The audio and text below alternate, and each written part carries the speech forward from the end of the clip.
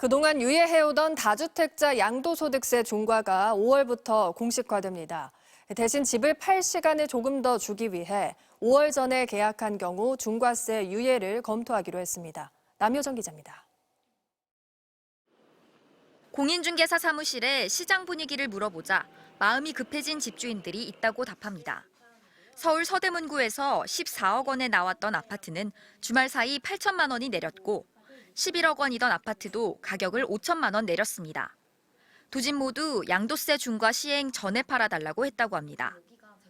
한 7천에서 8천 정도 좀 내려서 내놓은 급한 상황이죠. 오늘도 계속 좀 아까도 계속 통화하고. 다주택자 양도소득세 중과제에 따르면 기본 세율은 6에서 45%이지만 2주택자면 20%포인트, 3주택자면 30%포인트가 가산됩니다. 지방소득세를 포함하면 최고 세율이 82.5%에 달합니다. 시세 차익이 있다고 해도 대부분 세금으로 내야 합니다. 윤석열 정부는 부동산 시장 활성화를 이유로 이 제도의 유예를 매년 연장했습니다.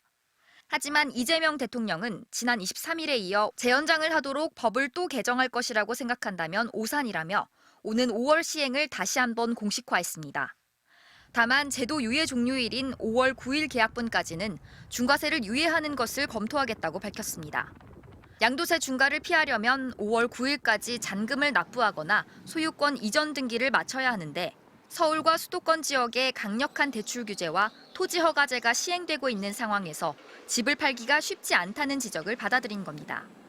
이에 따라 다주택자들이 시세 차익이 상대적으로 적은 지역의 주택부터 매물로 내놓을 수 있다는 전망이 나옵니다. 다주택자가 매도 대신 증여하거나 정책 변화를 기다리며 버티기에 나서면서 오히려 시장에 매물이 사라질 수 있다는 분석도 있습니다. 기존에도 다주택자들 매도를 유도를 했다가 1, 2년 지났다가 시장 상황이 안 좋으면 풀어주고 이런 게 계속 반복이 되다 보니까 다주택자들이 학습 효과가 있는 것 같아요. 하지만 이재명 대통령이 나서서 보유세 개편 가능성까지 언급한 만큼 다주택자에 대한 규제 기조는 쉽게 변하지 않을 가능성이 높습니다. 이재명 대통령은 부동산 불로소득 공화국을 탈출하는 데 고통과 저항은 많겠지만 필요하고 유용한 일이라면 피하지 말아야 한다며 강도 높은 부동산 대책이 계속될 것임을 예고했습니다. MBC 뉴스 남효정입니다.